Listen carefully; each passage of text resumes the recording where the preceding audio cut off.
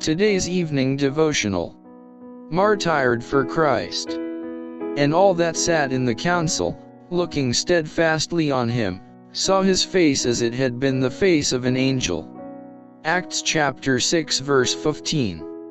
Stephen, the foremost of the 7 deacons, was a man of deep piety and broad faith. He was very active in the cause of Christ and boldly proclaimed his faith.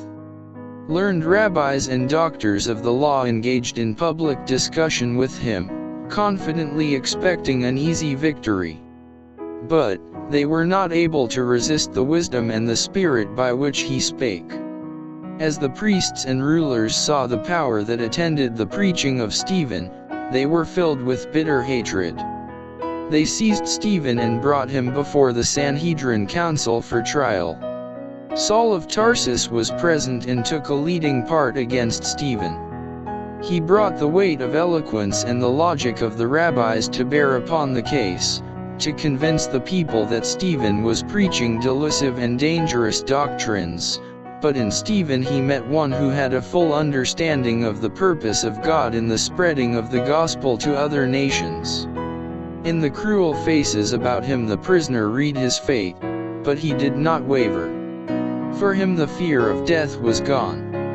For him the enraged priests and the excited mob had no terror. The scene before him faded from his vision.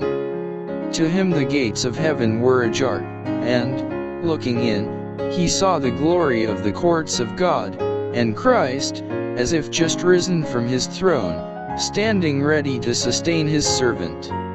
In every age God's chosen messengers have been reviled and persecuted, yet through their affliction the knowledge of God has been spread abroad.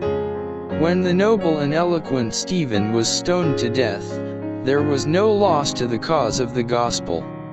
The light of heaven that glorified his face, the divine compassion breathed in his dying prayer, were as a sharp arrow of conviction to the bigoted Sanhedrin who stood by, and Saul, the persecuting Pharisee, became a chosen vessel to bear the name of Christ before Gentiles and kings and the children of Israel.